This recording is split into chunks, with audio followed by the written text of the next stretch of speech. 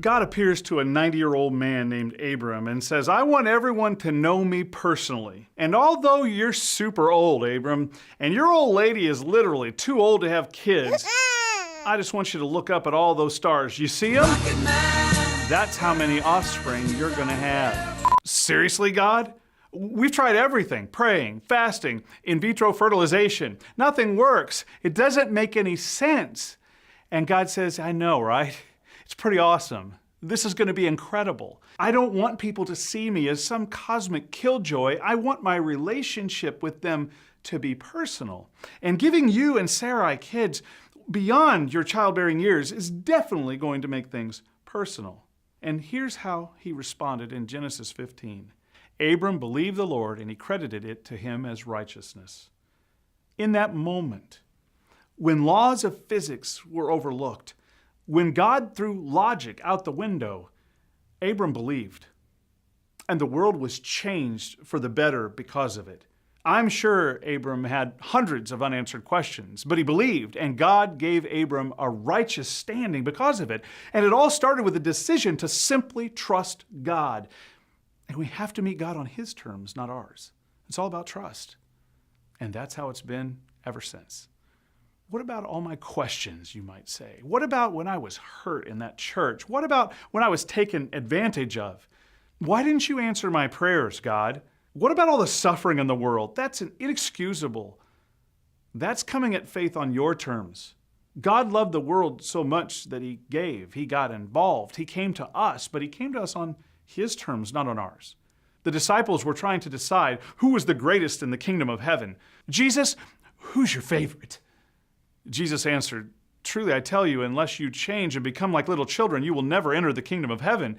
Therefore, whoever takes the lowly position of this child is the greatest in the kingdom of heaven. Wait, what? Kids are annoying. Kids get in the way. Aren't you concerned about the 10 Commandments, God? What about worship? What about sacrifice? Nope. I want you all to become like a child. Say what? And how do little children act?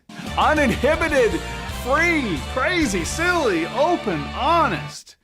Here's a Christmas video of my little girl getting the beads she so desperately wanted. So nice, the colors are all together. So you don't have to pick and choose them in a big container. What's that all about? She likes it. I'm not sure if she was having a seizure or just really happy. But that's a kid for you. That's Jesus' terms. Lighten up. Be vulnerable. You don't need to know everything about everything. You just need to trust that He loves you, because He really does. There will always be obstacles, and there will always be reasons to say no to Jesus. Sometimes people think that God owes them. Like, God, you owe me an explanation. You shouldn't have let that happen. You should have fixed that. You should have been clearer. You need to prove yourself to me, God.